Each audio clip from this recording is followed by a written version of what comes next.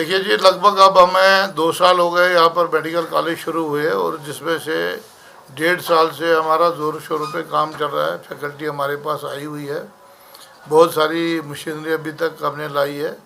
हमने तकरीबन 10 करोड़ रुपए की मशीनरी खरीदी है और बड़े एडवांस ऑपरेशन यहाँ पर कर रहे हैं। अभी रिसेंटली हमने फूड पाइप की ऑपरेशन की है, जो कि मरीज़ शेर कश्मीर इंस्टीट्यूट से वापस आया था।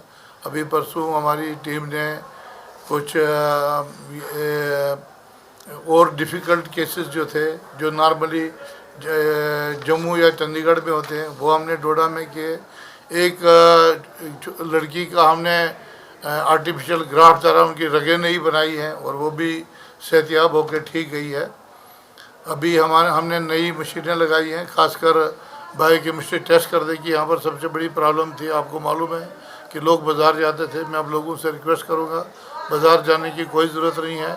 अभी हमने एक ऑटोमेटिक एनालाइज़र लगाया है, जिसका डॉक्टर खान साहब ने एक रोस्टर निकाला है कि इमरजेंसी मरीज़ों की 1 घंटे में रिपोर्ट मिलेगी, बाकी जो वार्ड के मरीज़ हैं उनकी 4 घंटे में मिलेगी, और ओपीडी के मरीज़ों को 6 घंटे में रिपोर्ट मिलेगी। मतलब जो आदमी आज टेस्ट देके जाएगा, उसकी लगभग आज ही रिपोर्ट उसको मिल जाएगी, उसको टेस्ट करने के लिए दोबारा नहीं आएगा।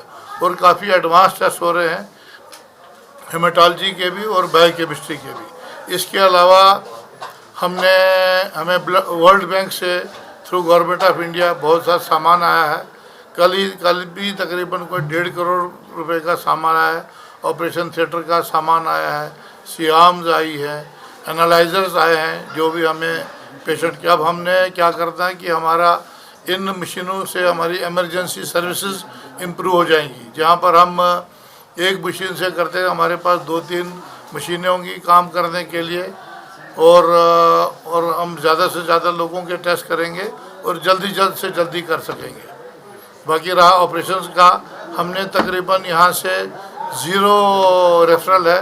अब डिस्ट्रिक्ट जो हमारा जो मेडिकल कॉलेज हॉस्पिटल डोडा है, यहाँ से कोई भी पेशेंट बाहर रेफ़र नहीं होता है, सिवाय उन बच्चों के जिनमें को वेंटिलेटर की ज़रूरत पड़ती है। हमारे पास वेंटिलेटर भी आए हैं, और चूँकि अभी हमारे पास डॉक्टर कम है, उस वजह से ये कुछ लोग रेफ़र होते हैं। हमें इस वक्त कुछ प्रॉब्लम्स भी हैं। सबसे ज़्यादा प्रॉब्लम हमारे पास यहाँ पर है, डॉक्टर्स, जूनियर डॉक्टर्स की बहुत शॉर्टेज है। पिछले साल हमारे पास 72 जूनियर डॉक्टर्स है, जिसमें 60 के करीब एमडी के लिए सेलेक्ट हो गए और वो चले गए हैं। हमारे पास यहाँ पर 20 पोस्टें मेडिकल ऑफिसर्स की खाली हैं, जिसमें से ये 20 पोस्ट सेंक्शनड हैं, जिसमें सिर्फ 5 मेडिकल ऑफिसर हैं, 15 खाली है।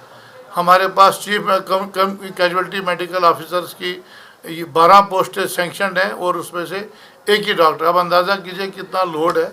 इसके बारे में हमने गवर्नमेंट से रिक्वेस्ट की है कि हमें इमीडिएटली हमारी जो सीटें खाली है उनको पूरी कीजिए। आपके माध्यम से हम दोबारा गवर्नमेंट से रिक्वेस्ट करते हैं कि डिस्ट्रिक्ट डोडा बहुत ही दूर दराज का इलाका है।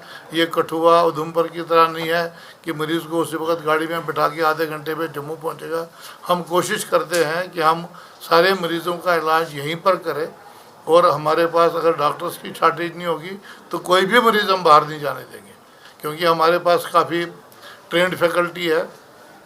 मगर खाली फैकल्टी हैंडल नहीं कर सकती पेशेंट को हैंडल करने के लिए जूनियर डॉक्टर्स की बहुत ज़रूरत होती है, मेडिकल ऑफिसर्स की ज़रूरत होती है। एक मेडिकल कॉलेज के सेटअप में हर सारे लोगों को इकट्ठे काम करना होता है। तो हमें स्टाफ की कितनी, आपने मशीनरी तो बहुत सारी गिनाई कि मशीनरी बहुत जी और उनको ऑपरेट करने के लिए जैसे एनेस्थीसिया की हमारे पास 35 वेंटिलेटर्स वक्त है, मगर हमारे पास एनेस्थेटिक सब सिर्फ 3 है, तो वो 3 उनको ऑपरेट नहीं कर सकते। तो हम फुल फ्लेज्ड आईसीयू नहीं चला सकते। हम आईसीयू तब चलाएंगे जब हमारे पास डॉक्टर होंगे, यहाँ पर जूनियर डॉक्टर्स होंगे ट्रेंड, और एनेस्थेटिस्ट आएंगे।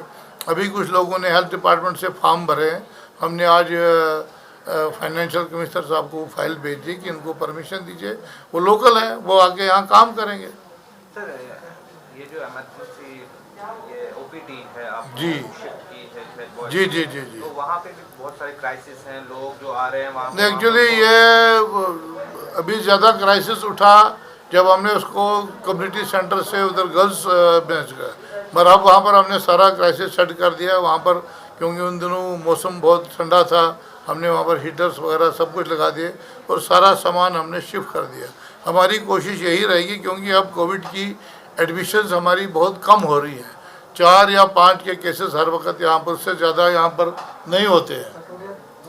आज हमारे पास जैसे आज के दिन सिर्फ 2 हैं, तो हमने गवर्नमेंट को लिखेंगे कि हमें ये जो बाकी जैसे डिस्ट्रिक्ट कोविड सेंटर्स थे उन्होंने वो ख़त्म कर दिए गवर्नमेंट ने, क्योंकि जो नई SOP है उसमें लोग कोविड का मरीज़ जिसके घर में जगह हो घर में अलहदा रह सकता है।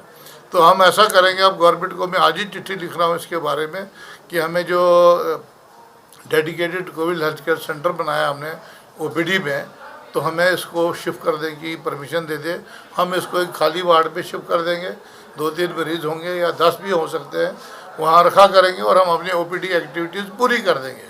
क्योंकि हमारी OPD एक्टिविटीज़ पूरी नहीं है, ENT की पूरी नहीं है, आई की पूरी नहीं है। आई का मरीज़ को वहाँ देखते हैं, फिर उसका जो टेस्ट करता है स्लिप लेंट वगैरह जो हम OPD में करते थे वो हमें इधर ऑपरेशन थिएटर में करना पड़ता है। इसी तरह डेंटल की सबसे बड़ी प्रॉब्लम आ रही है। डेंटल मरीजों को तो बिल्कुल टार से ही देख रहे हैं, उनको तो पूरा डेंटल चेयर पे देख रहे हैं। हम ये सारा स्ट्रीमलाइन करना चाहते हैं।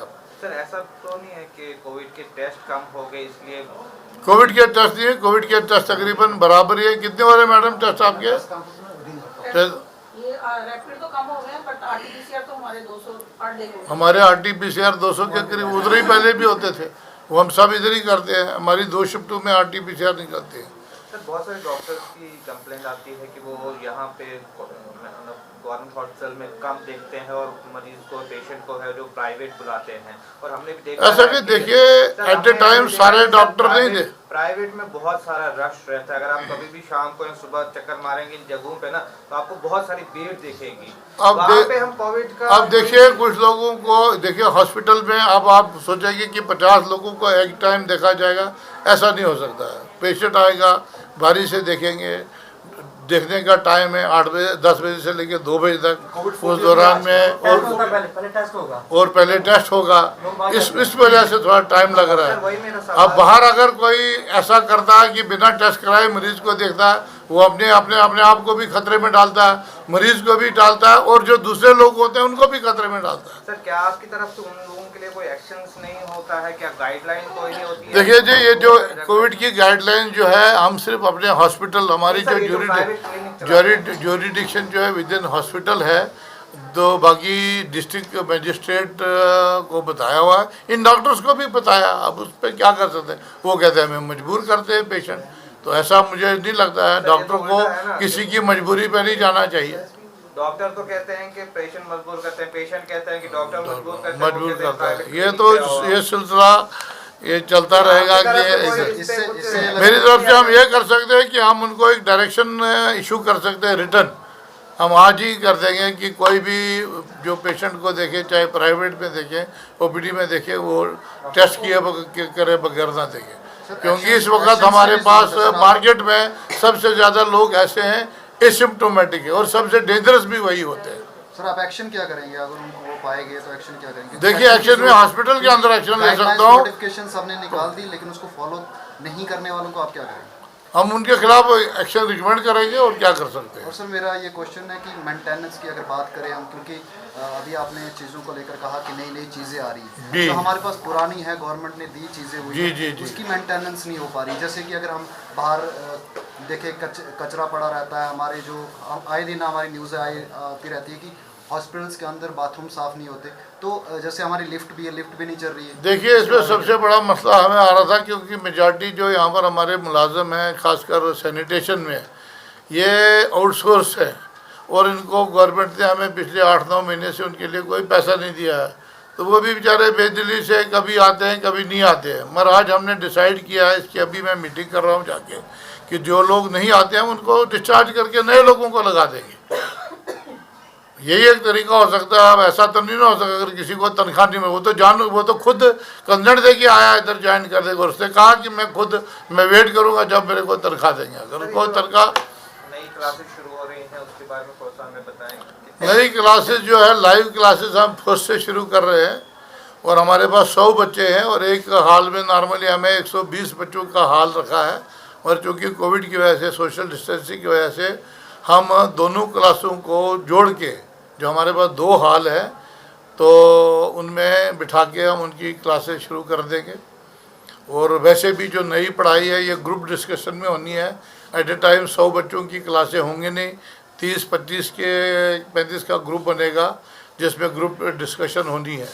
तो उसके लिए हमें तो प्रॉब्लम है ही नहीं, हमारे पास डेमोन्स्ट्रेशन रूम बने हुए हैं, कुछ को क्लासेस में भी हम ग्रुप डिस्कशन कर सकते हैं। हमारे पास एयर कंडीशनड क्लासरूम्स है और स्मार्ट है। मतलब इस वक्त जब सपोज करो कोई ऐसी बीमारी है जो अमेरिका में नहीं निकल रही है, हम अमेरिका के साथ उसके साथ कनेक्ट करके हम उनको डायरेक्टली उनके साथ बात करा सकते हैं, क्वेश्चन आंसर सेशन करा सकते हैं।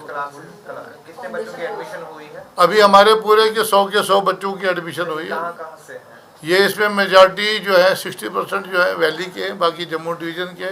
लोकल हमारे पास 4 है। लद्दाख के तो वो तो जो उसकी उनकी अपनी कैटेगरी है लद्दाख वालों की, उनके 6 हैं। बाकी actual line of control Poonch Rajouri के हैं, कुछ शेड्यूल क्लासेस लेनी है, वो सारा स्ट्रक्चर आपके हमारे पास सारा स्ट्रक्चर। हम पिछले 1 साल से उसके लिए तैयार बैठे हैं। हम तो लास्ट ईयर भी तैयार बैठे थे कि शायद हमें 50 का बैच मिल जाएगा, मगर चूँकि हमने 100 की दरख्वास्त दी थी तो उन्हें 50 माना नहीं। उन्हें कहा आपकी एप्लीकेशन 100 की आई तो आप 50 की कैटेगरी पे नहीं आते, वरना हमारी पिछले साल क्लास है। हमारे पास फैकल्टी पिछले साल की है, क्लासरूम्स भी हमारे सारे तैयार है, लेबॉर्ट्रीज भी सारी तैयार है। अभी तो तकरीबन हमारा नया कैंपस भी ऑलमोस्ट तैयार हो गया है, 80% काम हो गया है। अभी हमने आज गवर्नमेंट को लिखा कि हमें कुछ फंड्स दे दीजिए मॉड्यूलर फर्नीचर, लेबॉर्ट्री का फर्नीचर खरीदने के लिए। वो आ जाएगा तो भाई जून जुलाई हमें दे देंगे। और हमारे पास अभी 1 साल है, 1 जनवरी से अगली क्लासेस शुरू हो जाएंगे। तो अभी ये साल पूरा हमारे पास है और मुझे लगता है कि इसके साल के पूरे होने तक हमारा बिल्कुल फंक्शनल हो जाएगा। वहाँ पर हॉस्टल भी तैयार हो रहे हैं, फैकल्टी के क्वार्टर्स भी तैयार हो रहे हैं, एडमिनिस्ट्रेटिव ब्लॉक और सारी लैब्स तैयार हो रही हैं। और नए जो हमारा कॉम्पिटेंसी बेस्ड जो हमारा करिकुलम है उसके हिसाब से इसमें सबसे बड़ी चीज़ हमारे पास एक साइमुलेशन लैब होनी चाहिए।